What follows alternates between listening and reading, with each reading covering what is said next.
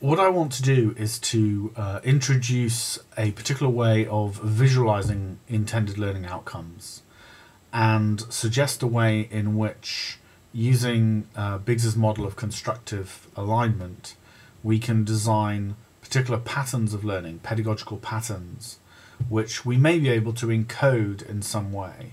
And the ultimate intention, in my mind, is the ability for the individual learner to choose a particular individual learning object, to complete that object, and for the object to give feedback as to whether the person needs to move forwards, backwards, or sideways in terms of some articulation of learning outcomes. And I'm going to try and explain that in this brief presentation using some of these visuals. I hope it makes sense and look forward to talking to you about it.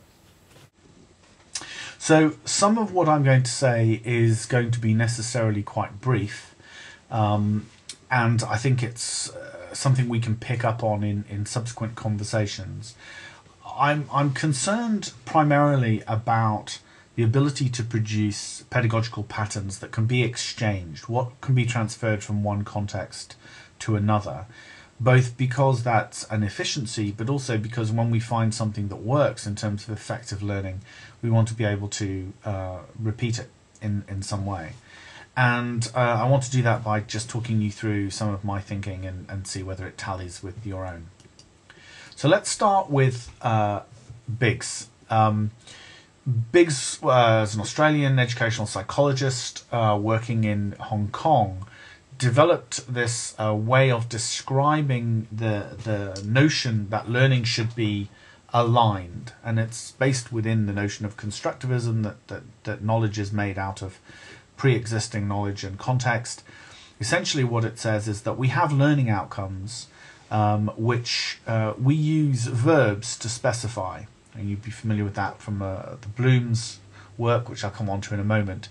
What we would expect to then see is assessment tasks formulated using the same verbs, and that we would then expect learning and teaching activities to use the same verbs. So for instance, if we actually were asking a student to contrast, at the end of a program of study the student will have this skill, this ability to contrast.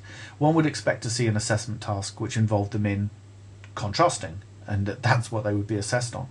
But likewise, the learning and teaching activities that were leading up to that would have essentially enabled the student, the learner, to practice that particular skill or that particular verb, for want of a better argument. So these three elements, intended learning outcomes, the assessment tasks, and the teaching and learning activities, use something of the same language. Now, what I've done is taken some of that and build a little bit on it, and so I'm looking at the notion of whether particular taxonomies can be articulated in these similar ways. And so you'll see here we have within the center we have the higher level learning outcomes. Beyond that we have the intended learning outcome, which is using the same verb as the activity. And I'm going to assess both this learning outcome verb and this activity verb using some evidence or assessment form.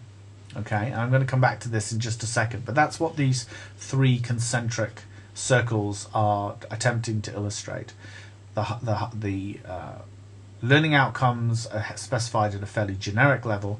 Learning outcomes, active verbs, to match, to research, to survey, to judge, that at a more detailed level, which will be both the articulation of the learning outcome and the articulation of the teaching and learning activity, the TLA, and that those are going to be evidenced by these assessment forms. And the one that you're looking at here is one that you may actually have already seen. Certainly these two central spokes wheels have been described in other places. This is based on the work from Anderson and Krathol, or sort of re-articulation of Bloom's taxonomy from 2001. And as a result, what I have here are these 5 segmentations of remember and understand, apply, analyze, evaluate, and synthesize. And so essentially we are moving from this position round this wheel in terms of increasingly higher order thinking skills. And so one might expect, certainly in the UK system where we're very keen on level, we would expect to see most of this work as foundational.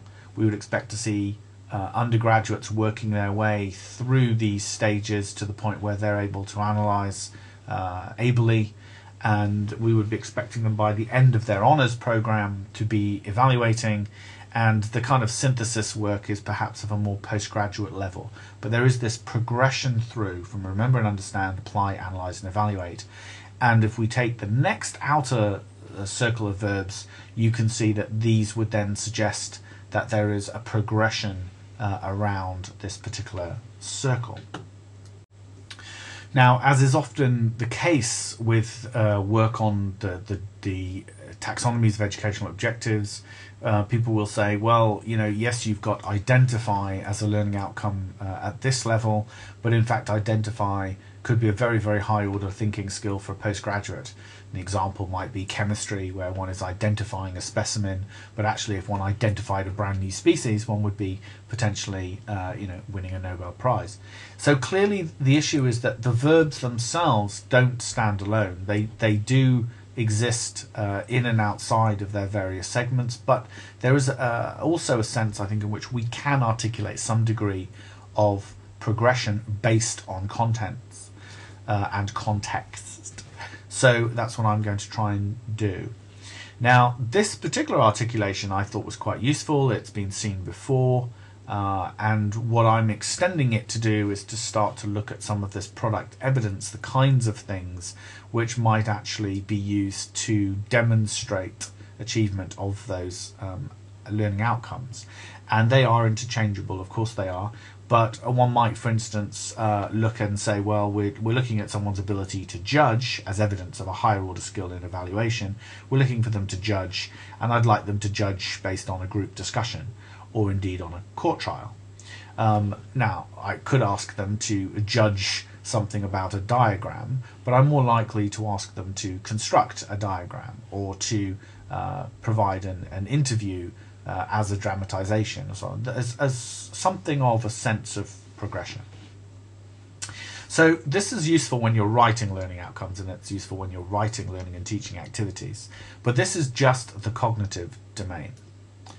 So within the original taxonomy work, there was a second part to Bloom which looked more seriously at the affective domain. And we often now talk about these in the UK system as personal and professional skills.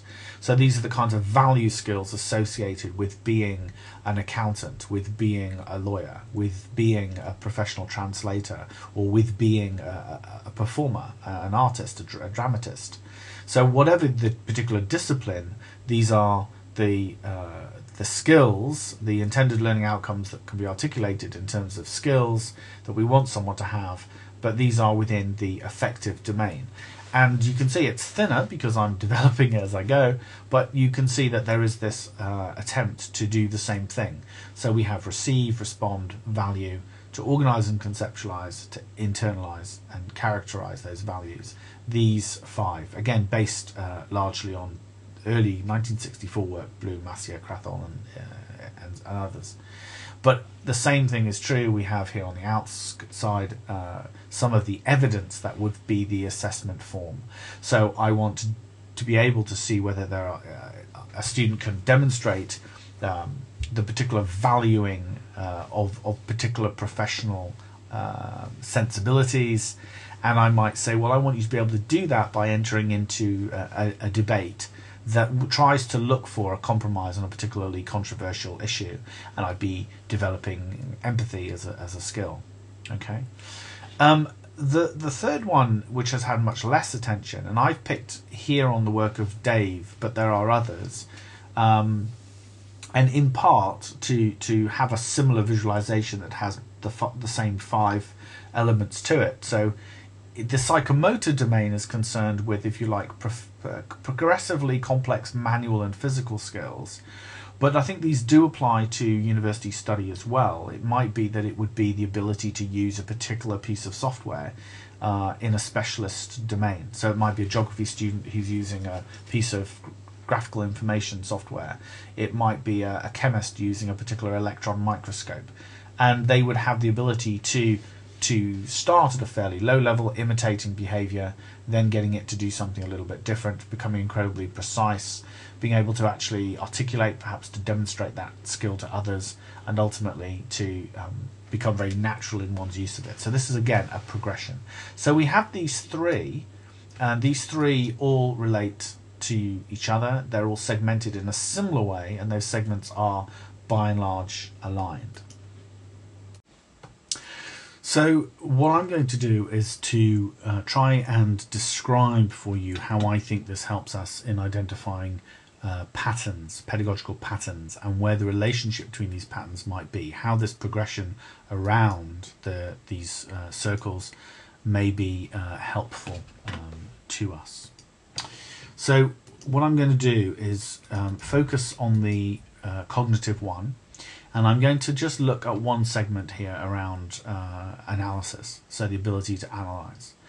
So we might, for instance, say that in order to demonstrate that, we're going to have students undertake survey as a skill. So the intended learning outcome would say the ability to survey.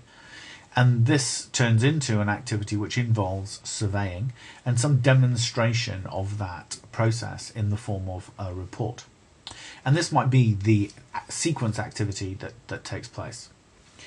But it may be that having done that, an alternative is possible. It may be that having done that once, we think, well, the student's actually not demonstrating everything that I want them to do in terms of survey, and I can take elements of the same pattern and simply make minor modifications to them. So I say, well, actually, I want you to do that process of surveying, but I want you to produce as evidence, not necessarily a written report, but perhaps a graphical representation. I may want them to do both to demonstrate that actually they can represent information in different forms. But I might also have two separate activities that vary in only one respect. I might want to say, well, yes, a graph is a useful skill, and it may be that actually that relates to one of the other domains. It may be that that's actually regarded as a transferable skill, that the ability to actually represent things graphically is actually in the psychomotor category. But I want them to demonstrate a different learning outcome, that of the ability to separate, the ability to extract, as a sort of lower level synthesis, if you like, to separate out information and represent it differently. I might also come along and say, well, I want them to be able to do that separation, but actually I want them to do it in producing a questionnaire. So a combination of these things represents different types of pedagogical pattern. And what I'm trying to do is to articulate what that might look like in terms of online learning as a sort of semi-autonomous object or learning object. So I'm going to jump a little bit and then I'll come back to this in a second. So I'm trying to describe what these objects of intended learning outcome might look like. And I think they have a kind of activity that wraps two elements. So the subject and discipline context actually sits inside the object. It doesn't define it. As very often we see these things articulated as wrapped around. Academics generally can only see the discipline and everything else follows. I see the subject and discipline context as being one variable that sits inside, and I'll illustrate that in just a second. And also within the object is some self-referential assessment, some ability within that particular object activity to actually define whether that has been achieved at an appropriate level. And that's the assessment form or the product evidence that I've referred to earlier. So I'm then interested in how this varies as one goes through a process. And so it might be that the outcome stays the same, but that the only thing that changes is the discipline context. The activity might use slightly different words to describe it, subject to the discipline, but essentially the activity is the same, the assessment form is the same, and it's only the discipline that changes. One might simply want to articulate them in terms of the notional student hours that are actually being attached to particular objects, and that might be one way of measuring different levels of complexity. How much time is actually expected is also one measure of the complexity. So this is starting to look at what these objects might look like. So let's now try and demonstrate what that might look like, given what I was saying earlier about how we might use those taxonomy wheels. So here's an object that is illustrating this process of separating as a subset, as an activity that defines a higher learning outcome of analyze, and to do that using a graph. So here's an object focused around analysis. The learning and teaching activity is essentially to separate, and we might describe this in terms of explore the 3 sample graphs provided, extract the key data, recombine the data in a new graph to illustrate something else. And because the context here is tourism and hospitality, my activity is written as extract the key visitor information data and recombine the data in a new graph to illustrate gender differences. So I'm asking them to produce me a graph that's essentially a summary of the previous 3. I could actually make a fairly subtle change to that, simply by saying, well, actually the evidence that I want is actually a questionnaire. And so rather than actually doing this, using it to do a graph, we're going to do it with a questionnaire. And it's the same context. So it's exploring questionnaire data provided, extracting the key visitor information data, and recombining that data in a new questionnaire data summary that illustrates the gender differences or draws them out. So I've changed the assessment form, but I haven't changed the skill that's being assessed specifically. There'll be other unintended learning outcomes, but the specific learning outcome I intend and the context has remained the same. So what's interesting then is if I can do that, if I can change one or other of these elements at any point in the process in order to represent different pathways, different patterns, what's the relationship between them? And what I'm looking for is a way in which somebody undertaking a particular activity might get feedback as to whether they've done that activity particularly well and be presented with something that was associated, comparable to it, that was represented another step somewhere, either sideways, backwards or forwards in my working my way round, if you like, this wheel. Okay, so a crude illustration of that would be this, which is to say that I might actually ask them to do I've got here analysis, survey and report. They do this survey and report, and actually I'm really very happy with the result of that. It's assessed within the object. It's very fine, or maybe there is actually a tutor intervention at this point, and the person passes on to another activity which would probably be working on another set of skills and may even move them up. This might be a borderline object transition from something that to do with analysis up towards something that is to do with evaluate. But it may be that I've got this as these are my color coding here. This is amber, red and green. It may be that actually I'm less sure that the student has done particularly well. The student themselves may opt to do some further work in dealing with this particular skill of analysis, and so we present them with an alternative, which is to actually look at how they separate out information and produce a graph. If they still don't appear to be able to demonstrate that level of skill or attention, they're not working at the appropriate level, I could flag them up and say, you know, actually, I'm going to give you another one of these, but I'm going to give you another one that's a less big step from survey and report to separate and graph. I'm actually just going to give you a smaller step, which is to separate and questionnaire, and see whether you can get your head around this notion of separating data, of extracting important data and separating it out and classifying it.